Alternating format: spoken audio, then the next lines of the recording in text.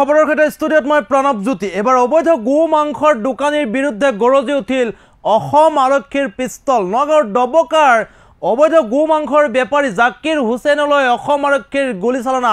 বৰ্তমান সময়ত গুলীবিদ্ধ হৈ চিকিৎসাধীন হৈ আছে গো মাংসৰ বেপাৰী জাকিৰ হুছেইন। এটা গুৰুত্বপূৰ্ণ খবৰ, ডাঙৰ খবৰ এই মুহূৰ্তত জনাই আছো। পুনৰ গৰজি উঠিল অসম আৰক্ষীৰ পিস্তল। পুনৰবাৰ গৰজি উঠিল অসম আৰক্ষীৰ পিস্তল। এবাৰ গো মাংসৰ বেপাৰীলৈ লক্ষ্য কৰি অসম আৰক্ষীৰ গুলীচালনা। গো মাংসৰ দোকানীৰ বিৰুদ্ধে গৰজি উঠিল অসম আৰক্ষীৰ পিস্তল। গো মাংসৰ দোকানীৰ বিৰুদ্ধে গৰজি উঠিল অসম আৰক্ষীৰ পিস্তল। ডবকাত গুলীবিদ্ধ গো মাংসৰ দোকানী। ডবকাত গুলীবিদ্ধ হৈছে গো মাংসৰ দোকানী। অসম আৰক্ষীৰ গো মাংসৰ দোকানীলৈ লক্ষ্য কৰি গুলীচালনা। গুলীবিদ্ধ লোকজনৰ নাম হৈছে জাকিৰ হুছেইন। গুলীবিদ্ধ লোকজনৰ নাম জাকিৰ হুছেইন। এবাৰ অবৈধ গো মাংসৰ দোকানীৰ বিৰুদ্ধে গৰজি উঠিছে অসম আৰক্ষীৰ পিস্তল। ডবকাত অসম আৰক্ষীৰ এনকাউণ্টাৰত গুলীবিদ্ধ হৈছে অবৈধ গো মাংসৰ বেপাৰী আৰু গুলীবিদ্ধ ব্যক্তিজনৰ নাম হৈছে জাকিৰ হুছেইন।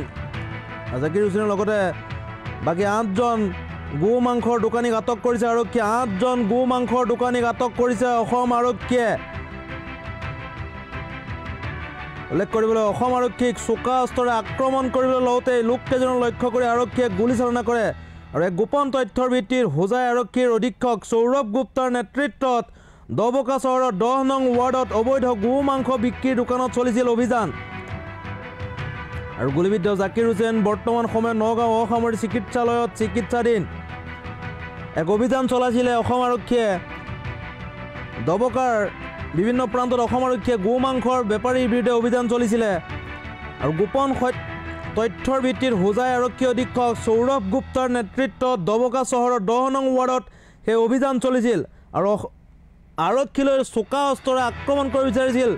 8টাকৈ গো মাংসৰ বেপাৰীয়ে আক্ৰমণ কৰিব বিচাৰিছিল অসম আৰক্ষীক আৰু ঠিক সেই সময়তে অসম আৰক্ষীয়ে জাকিৰ হুছেইনক এনকাউণ্টাৰ কৰে। পুনৰবাৰ এতিয়া অসম আৰক্ষীৰ পিস্তল গৰজি উঠিছে আৰু এইবাৰ গো মাংসৰ বেপাৰীৰ বিৰুদ্ধে অসম আৰক্ষীৰ পিস্তল গৰজি উঠিছে আৰু আঘাতপ্ৰাপ্ত হৈছে অসম আৰক্ষীৰ বন্দুকৰ গুলীত। এবাৰ আঘাতপ্ৰাপ্ত হৈছে গো মাংসৰ বেপাৰী জাকিৰ হুছেইন।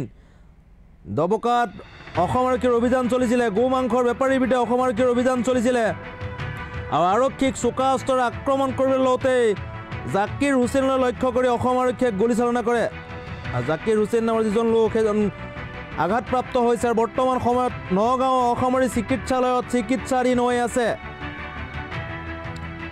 এটা গোপন তথ্যৰ ভিত্তিত অভিযান চলাইছে হোজাই আৰক্ষী অধীক্ষক সৌৰভ গুপ্তাৰ নেতৃত্বত সেই অভিযান চলিছিলে। ডবকাৰ চহৰৰ 10 নং ৱাৰ্ডত গো মাংস বিক্ৰীৰ দোকানত চলিছিল সেই অভিযান আৰু ঠিক সেই সময়তে অসম আৰক্ষীলৈ চোচা লৈ আহিছিল। চোকা অস্ত্ৰৰে অসম আৰক্ষীয়ে আক্ৰমণ কৰিবৰ কাৰণে উদ্যত হৈছিল এই গো মাংস বেপাৰীয়ে আৰু ঠিক সেই সময়তে অসম আৰক্ষীয়ে গুলীচালনা কৰে, এনকাউণ্টাৰ কৰে গো মাংসৰ বেপাৰী জাকিৰ হুছেইনক। এতিয়া গুলীবিদ্ধ হৈ জাকিৰ হুছেইন চিকিৎসাধীন হৈ আছে। নগাঁও চিকিৎসালয়ত চিকিৎসাধীন হৈ আছে জাকিৰ হুছেইন নামৰ যিটো গো মাংসৰ বেপাৰী।